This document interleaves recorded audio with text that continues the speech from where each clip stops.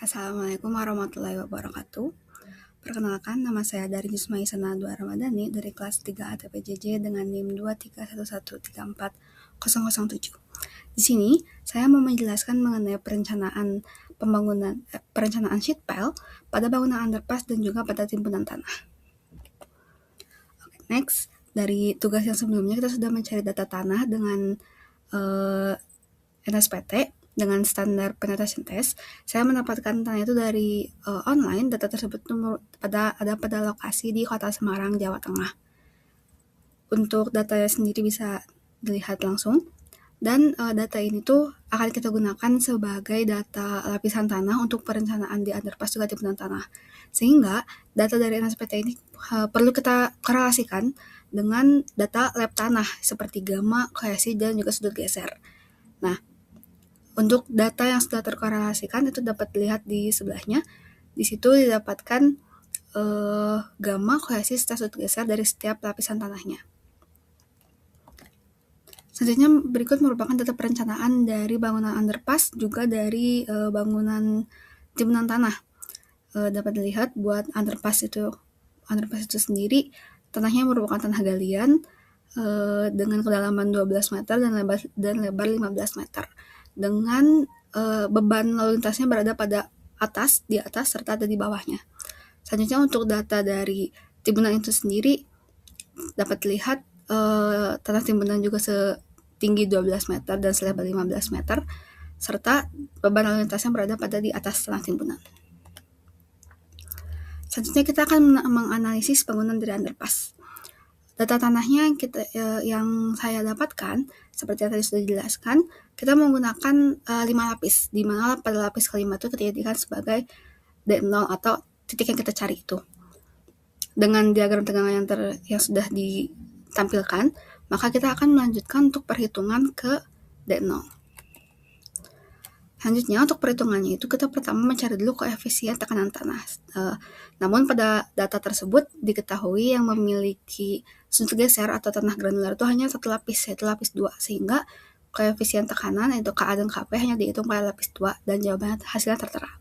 Selanjutnya ada koreksi tinggi tanah kohesif. Karena tanah kohesif itu memiliki data kohesi, maka tinggi dari diagramnya itu tuh butuh dikoreksi sebesar 2C akar Ka dibagi gamma. Maka terdapat hak koreksi dari setiap lapisan tanah kohesifnya. Selanjutnya kita akan menghitung tegangan. Tegangan itu bisa dibilang ada banyak karena bebannya itu tuh ada akibat beban lalu lintas, tekanan akibat tanah, serta akibat air. Nah, untuk tegangan itu dibagi juga menjadi untuk tanah aktif dan juga tanah pasif dengan perhitungan yang terlampir.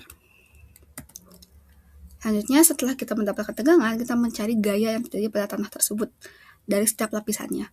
Sama, ini juga akibat 3 tadi, akibat beban lalu lintas, tanah, serta air, dan juga dibagi 2, yaitu pada tanah aktif juga tanah pasif. Untuk perhitungan dapat dilihat, dan hasilnya juga dapat dilihat. Selanjutnya itu ada jarak titik berat terhadap D0. Kata kita mencari D0, jadi kita titik beratnya itu terhadap D0 yang paling bawah. Itu juga perhitungannya dapat dilihat dan hasil juga pun dapat dilihat. Selanjutnya kita mencari momen. Setelah kita udah mendapatkan jarak, udah mendapatkan gaya, kita mencari momen dengan cara jarak dikali gaya. Setelah dihitung semuanya, maka didapatkan hasil sekian. Setelah mendapatkan momen, kita mencari D0 dengan cara sigma momen aktif dikurangi sigma momen pasif sama dengan 0, atau sigma momen sama dengan 0 pada titik D0. Setelah menghitung, didapatkan D0 itu 23,03 meter, dimana itu tergolong sangat besar.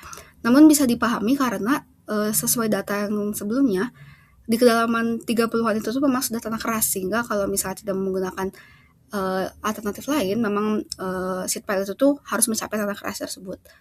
Namun, agar sheet pile tidak sedalam dan sedangkal itu, sehingga kita menggunakan angkur. Nah, di sebelahnya itu merupakan perencanaan menggunakan angkur. Dengan angkur itu disimpan sedalam 1,5 meter dari atas. Nah, berikut merupakan perhitungan angkur. Jadi yang membedakan antara perhitungan angkur dengan perhitungan menggunakan angkur dan tidak menggunakan angkur itu tuh hanya pada jaraknya saja. Buat jaraknya itu tuh untuk perhitungan tanpa angkur tuh kita menitik beratnya kepada D0 seperti yang sudah dibilang tadi. Sedangkan untuk saat menggunakan angkur, kita tuh yang digunakannya itu tuh jaraknya tuh dari titik berat dari setiap diagramnya itu ke titik angkur.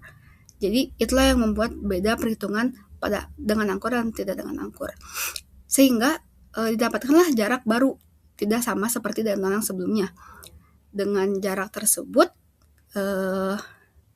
kita cari kembali D0-nya. Dengan jarak tersebut kita kalikan kembali pada gaya, kita kita gabungkan kembali sigma momen sama dengan 0, maka didapatkan lagi D0 baru yaitu sebesar 7,73 meter. Nah, ini sudah termaksud masuk akal dan tidak besar untuk golongan sheet pile. Selanjutnya, setelah mendapatkan D0 itu kita masukkan ke perhitungan gaya-gaya, perhitungan P. Sehingga untuk mencari gaya angkur itu sendiri, kita menghitung dengan gaya aktif dikurangi gaya pasif. Dan didapatkanlah gaya angkurnya sebesar 800. Selanjutnya, setelah kita mendapatkan gaya angkur tersebut, kita mencari momen maksimum. Momen maksimum itu kita cari dengan menentukan titik Z, di mana kita anggap itu tuh titik momen terbesarnya. Untuk menggunakan angkur ini tuh diasumsikannya itu